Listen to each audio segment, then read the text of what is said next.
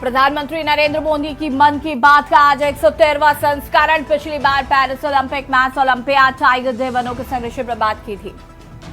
भाजपा केंद्रीय चुनाव समिति की बैठक आज। जम्मू कश्मीर हरियाणा में विधानसभा चुनाव के लिए तय होंगे प्रत्याशी। 300 से अधिक उम्मीदवारों की सूची तैयार। प्रधानमंत्री नरेंद्र मोदी का महाराष्ट्र राजस्थान दौरा। आज लखपति दीदी सम्मेलन में हिस्सा लेंगे। 11 लाख लखपति दीदियों को करेंगे सम्मानित। कोलकाता के आरजीकर मेडिकल कॉलेज में डॉक्टर की दुष्कर्म घटना के विरोध में सड़कों पर उतरे बंगाल के फिल्मी सितारे। बोले, हमें न्याय चाहिए। केंद्र सरकार ने यूनिफाइड पेंशन स्कीम को मंजूरी दी। 23 लाख केंद्रीय कर्मचारियों को फायदा। 1 अप्रैल 2025 से लागू होगी स्कीम।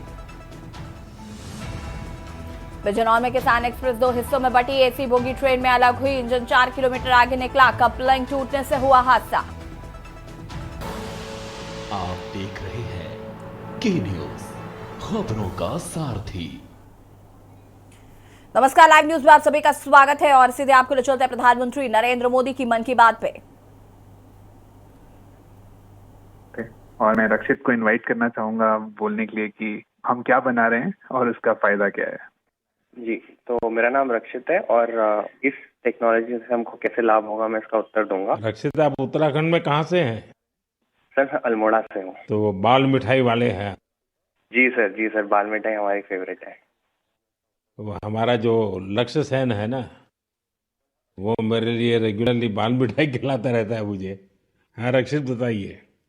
तो हमारी जो ये टेक्नोलॉजी है, ये अंतरिक्ष से बालों के आर पार देख सकती है और ये रात्रि में भी देख सकती है। तो हम इससे देश के किसी भी कोने के ऊपर रोज एक साफ तस्वीर खींच सकते हैं। और ये जो डेटा हमें आएगा, इसका उपयोग हम 2 क्षेत्रों में विकास करने के लिए करेंगे। पहला है भारत को अत्यंत सुरक्षित बनाना। हमारे जो बॉर्डर्स हैं और हमारे जो ओशंस हैं, सीज हैं, उसके ऊपर रोज हम मॉनिटर करेंगे और एनिमी की एक्टिविटीज को मॉनिटर करेंगे और हमारी आर्म्ड फोर्सेस को इंटेलिजेंस प्रोवाइड करेंगे। और दूसरा है भारत के किसानों को सशक्त बनाना। तो हमने ऑलरेडी एक प्रोडक्ट बनाया है भारत के झींगा किसानों के लिए, जो अंतरिक्ष से उनके पॉन्ड्स के पानी की क्वालिटी मेजर कर सकता है 1/10 ऑफ द करंट कॉस्ट में। और हम चाहते हैं आगे जाते हुए हम दुनिया के लिए best quality satellite images generate करें और जो ग्लोबल इश्यूज हैं, ग्लोबल वार्मिंग जैसे, इससे लड़ने के लिए हम दुनिया को best quality satellite data provide करें। इसका मतलब हुआ कि आपकी टोली जय जवान भी करेगी, जय किसान भी करेगी। जी सर, बिल्कुल। साथियों, आप इतना अच्छा काम कर रहे हैं, मैं ये भी जानना चाहता हूँ कि आपकी इस टेक्नोलॉजी का प्रिसीजन कितना है? सर, हम लेस देन 50 सेंटीमीटर के रेजोल्यूशन तक जा पाएंगे और हम एक बार में approximately more than 300 square kilometre area को इमेज कर पाएंगे। चलिए, मैं समझता हूँ कि ये बात जब देशवासी सुनेंगे तो उनको बड़ा गर्व होगा। लेकिन मैं एक और सवाल पूछना चाहूंगा। जी सर। स्पेस इकोसिस्टम बहुत ही वाइब्रेंट हो रहा है। अब आपकी टीम इसमें क्या बदलाव देख रहे हैं? मेरा नाम किशन है। हमने ये अलेक्सा शुरू होने के बाद से ही हमने इन स्पेस आते हुए देखा है और काफी सारे पॉलिसीज आते हुए देखे हैं, ये जैसे कि geospatial policy and Indian space policy. और हमने पिछले 3 साल में काफी बदलाव आते हुए देखा है और काफी प्रोसेसेस और काफी इंफ्रास्ट्रक्चर और काफी फैसिलिटीज इसरो के ये अवेलेबल और काफी अच्छे तरीके से हुए हैं। जैसे कि हम इसरो में जाके टेस्टिंग कर सकते हैं हमारे हार्डवेयर का, ये काफी आसान तरीके से अभी हो सकता है। 3 साल पहले वो प्रोसेसेस उतने नहीं थे और ये काफी हेल्पफुल रहा है हमारे लिए और काफी और स्टार्टअप्स के लिए भी। और रीसेंट एफडीआई पॉलिसीज की वजह से और ये फैसिलिटीज अवेलेबिलिटी की वजह से और स्टार्टअप्स को आने के लिए काफी इंसेंटिव है और ऐसे स्टार्टअप्स आके काफी इजीली और काफी अच्छे से डेवलपमेंट कर सकते हैं ऐसी फील्ड में जिसमें यूजुअली डेवलपमेंट करना बहुत कॉस्टली और टाइम कंज्यूमिंग रहता है। बट करंट पॉलिसीज और इन स्पेस के आने के बाद काफी चीजें आसान हुई है स्टार्टअप्स के लिए। मेरे मित्र डेनिल चावड़ा भी इस पे कुछ और बोलना चाहेंगे। डेनिल, बताइए। सर, हमने एक और चीज ऑब्जर्व किया है हमने देखा है कि जो इंजीनियरिंग के छात्र हैं उनकी सोच में बदलाव देखा है। वो पहले बाहर जाके हायर स्टडीज परस्यू करना चाहते थे और वहाँ काम करना चाहते थे और स्पेस डोमेन में, बट अब क्योंकि इंडिया में स्पेस इकोसिस्टम बहुत अच्छी तरीके से आ रहा है तो इस कारण वो लोग इंडिया वापस आके इस इकोसिस्टम के पार्ट बनना चाहते हैं। तो ये काफी अच्छा फीडबैक हमें मिला है और हमारे खुद की कंपनी में कुछ लोग वापस आके काम कर रहे हैं इसी वजह से। मुझे लगता है कि आपने दो जो पहलू बताए हैं, किशन ने और डेनिल दोनों ने, मैं जरूर मानता हूं कि बहुत से लोगों का इस तरफ ध्यान नहीं गया होगा कि एक क्षेत्र में जब रिफॉर्म होता है तो रिफॉर्म का कितने मल्टीपल इफेक्ट्स होते हैं, कितने लोगों का लाभ होता है, और जो आपके वर्णन से, और क्योंकि आप उस फील्ड में हैं तो आपको ध्यान में जरूर आता है, और आपने ऑब्जर्व भी किया है कि देश के नौजवान अब इस फील्ड में यहीं पर अपना भविष्य आजमाना चाहते हैं, अपने टैलेंट का उपयोग करना चाहते हैं। बहुत अच्छा ऑब्जर्वेशन है आपका। एक और सवाल मैं पूछना चाहूंगा, आप उन युवाओं को क्या संदेश देना चाहेंगे जो स्टार्टअप्स और स्पेस सेक्टर में सफलता हासिल करना चाहते हैं? मैं प्रणीत बात कर रहा हूँ और मैं एक सवाल का जवाब दूंगा। हाँ प्रणीत, बताइए। सर, मैं अपने कुछ सालों के एक्सपीरियंस से दो चीजें बोलना चाहूंगा। सबसे पहली इज, अगर अपने को स्टार्टअप करना हो तो यही मौका है, क्योंकि पूरी दुनिया में इंडिया आज वो देश है जो वर्ल्ड का सबसे फास्टेस्ट ग्रोइंग इकोनॉमी है, और इसका मतलब ये हुआ कि अपने पास अपॉर्चुनिटी बहुत ज्यादा है। जैसे मैं 24 साल की उम्र में ये सोच के प्राउड फील करता हूँ कि अगले साल हमारी एक सैटेलाइट लॉन्च होगी जिसके बेसिस पे अपनी गवर्नमेंट कुछ मेजर डिसीजंस लेगी और उसमें हमारा छोटा सा एक कंट्रीब्यूशन है। ऐसी कुछ नेशनल इम्पैक्ट के प्रोजेक्ट्स पे काम करने को मिले, ये ऐसी इंडस्ट्री और ये ऐसा टाइम है, गिवन कि ये स्पेस इंडस्ट्री आज अभी तो स्टार्ट हो रही है। तो मैं अपने युवा दोस्तों को यही बोलना चाहूंगा कि ये अपॉर्चुनिटी ना सिर्फ इम्पैक्ट की बट ऑल्सो उनके खुद के फाइनेंशियल ग्रोथ की और एक ग्लोबल प्रॉब्लम सॉल्व करने की है। तो हम आपस में यही बात करते हैं कि बचपन में हम ये बोलते थे कि बड़े होके एक्टर बनेंगे, स्पोर्ट्समैन बनेंगे, या ऐसे कुछ चीजें होती थी। बट आज अगर हम ये सुने कि कोई बड़ा होके ये बोलता है कि मुझे बड़ा होके एंटरप्रेन्योर बनना है, स्पेस इंडस्ट्री में काम करना है, ये हमारे लिए बहुत प्राउड मोमेंट है कि हम इस पूरे ट्रांसफॉर्मेशन में एक छोटा सा पार्ट प्ले कर पाए। साथियों, एक प्रकार से प्रणीत, किशन, डेनिल, रक्षित, सुयश, जितनी मजबूत आपकी दोस्ती है उतना ही मजबूत आपका स्टार्टअप भी है। तभी तो आप लोग इतना शानदार काम कर रहे हैं। मुझे कुछ साल पहले आईआईटी मद्रास जाने का अवसर मिला था और मैंने उस संस्थान के एक्सेलेंस को खुद अनुभव किया है।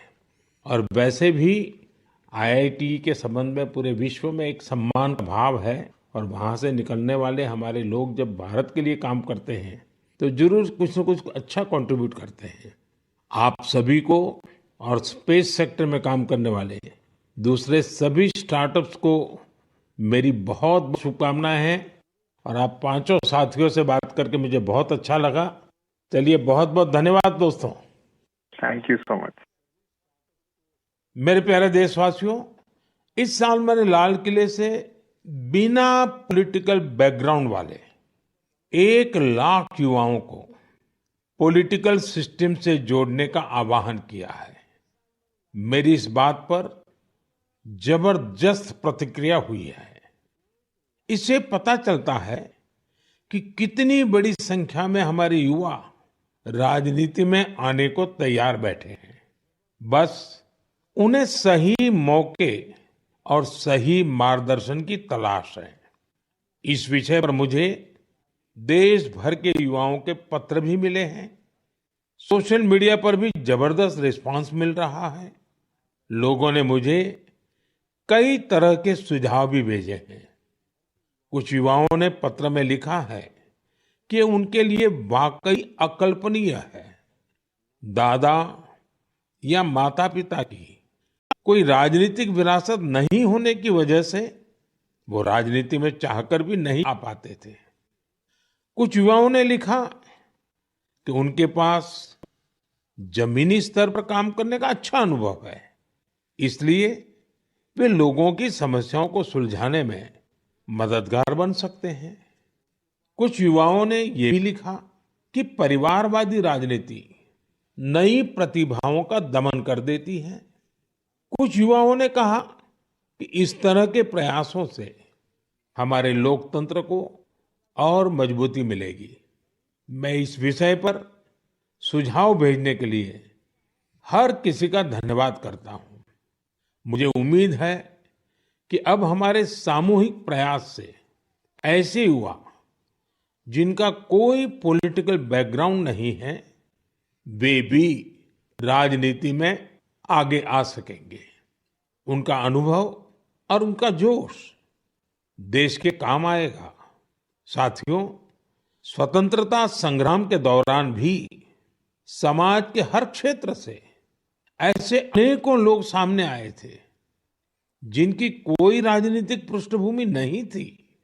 उन्होंने खुद को भारत की आजादी के लिए झोंक दिया था। आज हमें विकसित भारत का लक्ष्य पाने के लिए एक बार फिर उसी स्पिरिट की जरूरत है। मैं अपने सभी युवा साथियों को कहूंगा, इस अभियान से जरूर जुड़े। आपका ये कदम अपने और देश के भविष्य को बदलने वाला होगा। मेरे प्यारे देशवासियों, हर घर तिरंगा और पूरा देश तिरंगा, इस बार ये अभियान अपनी पूरी ऊंचाई पर रहा। देश के कोने कोने से इस अभियान से जुड़ी अद्भुत तस्वीरें सामने आई। हमने घरों पर तिरंगा लहराते देखा, स्कूल, कॉलेज, यूनिवर्सिटी में तिरंगा देखा। लोगों ने अपनी दुकानों, दफ्तरों में तिरंगा लगाया। लोगों ने अपने डेस्कटॉप, मोबाइल और गाड़ियों में भी तिरंगा लगाया। जब लोग एक साथ जुड़कर अपनी भावना प्रकट करते हैं, तो इसी तरह हर अभियान को 4 चांद लग जाते हैं। अभी आप अपनी टीवी स्क्रीन पर जो तस्वीरें देख रहे हैं, ये जम्मू कश्मीर के रियासी की है। यहाँ 750 मीटर लंबे झंडे के साथ तिरंगा रैली निकाली गई और ये रैली दुनिया के सबसे ऊंचे चिनाब रेलवे ब्रिज पर निकाली गई। जिसने भी इन तस्वीरों को देखा, उसका मन खुशी से झूम उठा। श्रीनगर के डल लेक में भी तिरंगा यात्रा की मनमोहक तस्वीरें हम सब ने देखी। अरुणाचल प्रदेश के ईस्ट कामेंग जिले में भी 600 फीट लंबे तिरंगे के साथ यात्रा निकाली गई।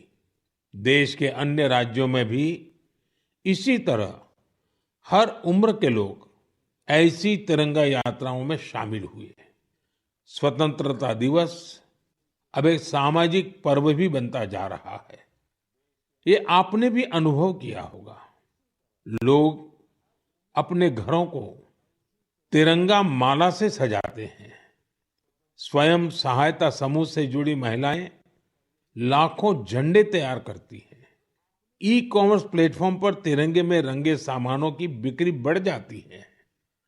स्वतंत्रता दिवस के अवसर पर देश के हर कोने, जल, थल, नभ, हर जगह हमारे झंडे के 3 रंग दिखाई दिए। हर घर तिरंगा वेबसाइट पर 5 करोड़ से ज्यादा सेल्फी भी पोस्ट की गई। इस अभियान ने पूरे देश को एक सूत्र में बांध दिया है और यही तो एक भारत श्रेष्ठ भारत है। मेरे प्यारे देशवासियों, इंसानों और जानवरों के प्यार पर आपने कितनी सारी फिल्में देखी होगी, लेकिन एक रियल स्टोरी इन दिनों असम में बन रही है। असम में तिनसुकिया जिले के एक छोटे से गांव बारेकुरी में मोरान समुदाय के लोग रहते हैं और इसी गांव में रहते हैं हुलॉक गिबन। जिन्हें यहाँ होलो बंदर कहा जाता है। हुलो गिबन्स ने इस गांव में ही अपना बसेरा बना लिया है। आपको जानकर आश्चर्य होगा, इस गांव के लोगों का हुलो गिबन के साथ बहुत गहरा संबंध है। गांव के लोग आज भी अपने पारंपरिक मूल्यों का पालन करते हैं। इसलिए उन्होंने वो सारे काम किए जिससे गिबन्स के साथ उनके रिश्ते और मजबूत हो। उन्हें जब ये एहसास हुआ कि गिबन्स को केले बहुत पसंद है, तो उन्होंने केले की खेती भी शुरू कर दी। इसके अलावा उन्होंने तय किया कि गिबन्स के जन्म और मृत्यु से जुड़े रीति रिवाजों को वैसे ही पूरा करेंगे जैसा वे अपने लोगों के लिए करते हैं। उन्होंने गिबन्स को नाम भी दिए हैं। हाल ही में गिबन्स को पास से गुजर रहे बिजली के तारों के कारण मुश्किलों का सामना करना पड़ रहा था। ऐसे में इस गांव के लोगों ने सरकार के सामने इस मामले को रखा और जल्द ही इसका समाधान भी निकाल लिया गया। मुझे बताया गया है कि अब ये गिबन्स तस्वीरों के लिए पोज भी देते हैं।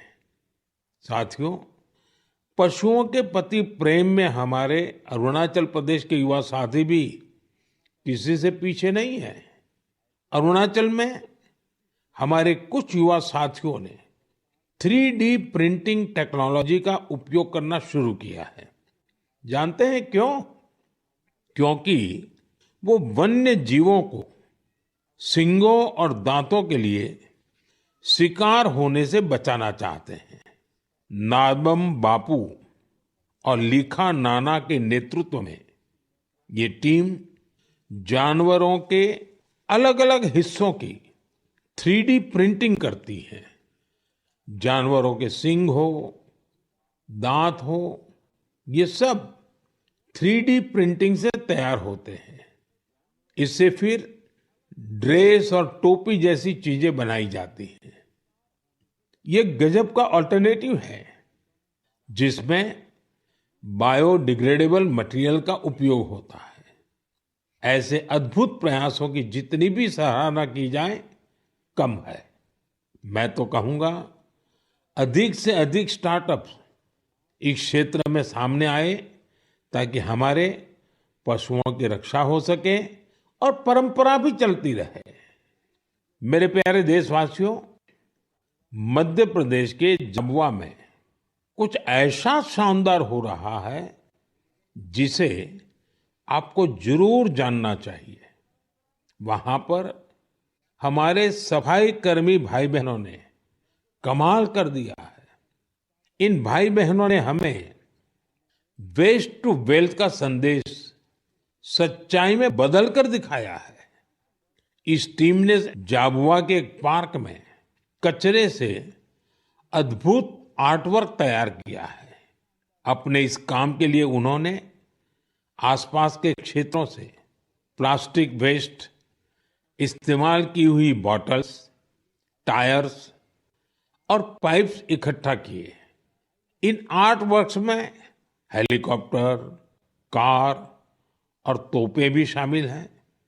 खूबसूरत हैंगिंग फ्लावर पॉट्स भी बनाए गए हैं। यहाँ इस्तेमाल किए गए टायरों का उपयोग आरामदायक बेंच बनाने के लिए किया गया है। सफाई कामगारों की इस टीम ने रिड्यूस, रीयूज और रिसाइकल का मंत्र अपनाया है। उनके प्रयासों से पार्क बहुत ही सुंदर दिखने लगा है। इसे देखने के लिए स्थानीय लोगों के साथ ही आसपास के जिलों में रहने वाले भी यहां पहुंच रहे हैं।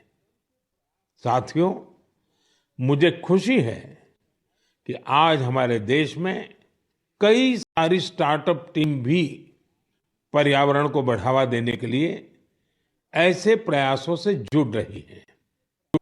ई कॉन्शियस नाम की एक टीम है जो प्लास्टिक वेस्ट का उपयोग इको फ्रेंडली प्रोडक्ट्स बनाने में कर रही है। इसका आइडिया उन्हें हमारे पर्यटन स्थलों, विशेषकर पहाड़ी इलाकों में फैले कचरे को देख करके आया। ऐसे ही लोगों की एक और टीम ने इको कारी नाम से स्टार्टअप शुरू किया है। ये प्लास्टिक वेस्ट से अलग अलग खूबसूरत चीजें बनाते हैं। साथियों, टॉय रिसाइकलिंग भी ऐसा ही एक और क्षेत्र है जिसमें हम मिलकर काम कर सकते हैं। आप भी जानते हैं कि कई बच्चे कितनी जल्दी खिलौनों से बोर हो जाते हैं। वही ऐसे बच्चे भी हैं जो उन्हीं खिलौनों का सपना संजोए होते हैं। ऐसे खिलौने जिससे अब आपके बच्चे नहीं खेलते, उन्हें आप ऐसी जगहों पर दे सकते हैं जहां उनका उपयोग होता रहे। ये भी पर्यावरण की रक्षा का एक अच्छा रास्ता है। हम सब मिलकर प्रयास करेंगे तभी पर्यावरण भी मजबूत होगा और देश भी आगे बढ़ेगा। मेरे प्यारे देशवासियों, कुछ ही दिन पहले हमने 19 अगस्त को रक्षाबंधन का पर्व मनाया। उसी दिन पूरी दुनिया में विश्व संस्कृत दिवस भी मनाया गया।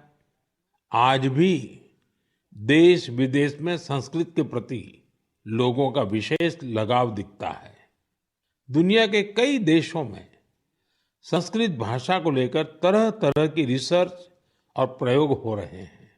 आगे की बात करने से पहले मैं आपके लिए एक छोटी सी ऑडियो क्लिप प्ले कर रहा हूं।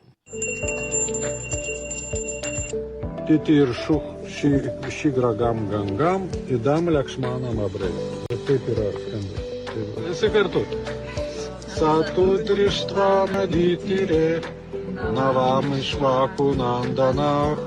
Titirshuk shigragam gangam idam lakshmanam abravit. साथियों, इस ऑडियो का संबंध यूरोप के एक देश लिथुएनिया से है। वहां एक प्रोफेसर विदोनस ने एक अनूठा प्रयास किया है और इसे नाम दिया है संस्कृत ऑन द रिवर्स। कुछ लोगों का एक ग्रुप वहां नेरिस रिवर के किनारे जमा हुआ और वहां उन्होंने वेदों और गीता का पाठ किया। यहां ऐसे प्रयास पिछले कुछ वर्षों से निरंतर जारी है। आप भी संस्कृत को आगे बढ़ाने वाले ऐसे प्रयासों को सामने लाते रहिए। मेरे प्यारे देशवासियों, हम सबके जीवन में फिटनेस का बहुत महत्व है। फिट रहने के लिए हमें अपने खान पान, रहन सहन सब पर ध्यान देना होता है। लोगों को फिटनेस के प्रति जागरूक करने के लिए ही फिट इंडिया अभियान की शुरुआत की गई। स्वस्थ रहने के लिए आज हर आयु, हर वर्ग के लोग योग को अपना रहे हैं। लोग अपनी थाली में अब सुपर फूड मिलेट्स यानी श्री अन्न को जगह देने लगे हैं। इन सभी प्रयासों का उद्देश्य यही है कि हर परिवार स्वस्थ हो। साथियों, हमारा परिवार, हमारा समाज और हमारा देश और इन सब का भविष्य हमारे बच्चों की सेहत पर निर्भर है। और बच्चों की अच्छी सेहत के लिए जरूरी है कि उन्हें सही पोषण मिलता रहे। बच्चों का न्यूट्रिशन देश की प्राथमिकता है। वैसे तो उनके पोषण पर पूरे साल हमारा ध्यान रहता है, लेकिन एक महीना देश इस पर विशेष फोकस करता है। इसके लिए हर साल 1 सितंबर से 30 सितंबर के बीच पोषण माह मनाया जाता है। पोषण को लेकर लोगों को जागरूक बनाने के लिए पोषण मेला, एनीमिया शिविर, नवजात शिशुओं के घर की विजिट, सेमिनार, वेबिनार जैसे कई तरीके अपनाए जाते हैं। कितनी ही जगहों पर आंगनवाड़ी के तहत मदर एंड चाइल्ड कमेटी की स्थापना भी की गई है। ये कमेटी कुपोषित बच्चों, गर्भवती महिलाओं और नवजात शिशुओं की माताओं को ट्रैक करती है। उन्हें लगातार मॉनिटर किया जाता है और उनके पोषण की व्यवस्था की जाती है। पिछले वर्ष पोषण अभियान को नई शिक्षा नीति से भी जोड़ा गया है। पोषण भी, पढ़ाई भी। इस अभियान के द्वारा बच्चों के संतुलित विकास पर फोकस किया गया है। आपको भी अपने क्षेत्र में पोषण के प्रति जागरूकता वाले अभियान से जरूर जुड़ना चाहिए। आपके एक छोटे से प्रयास से कुपोषण के खिलाफ इस लड़ाई में बहुत मदद मिलेगी। मेरे प्यारे देशवासियों, इस बार की मन की बात में इतना ही। मन की बात में आपसे बात करके मुझे हमेशा बहुत अच्छा लगता है। ऐसा लगता है जैसे मैं अपने परिवारजनों के साथ बैठ करके हल्के फुल्के वातावरण में अपने मन की बातें साझा कर रहा हूँ, आपके मन से जुड़ रहा हूँ। आपके फीडबैक, आपके सुझाव मेरे लिए बहुत ही मूल्यवान है। कुछ ही दिनों में अनेक त्योहार आने वाले हैं। मैं आप सभी को उनकी ढेर सारी शुभकामनाएं देता हूँ।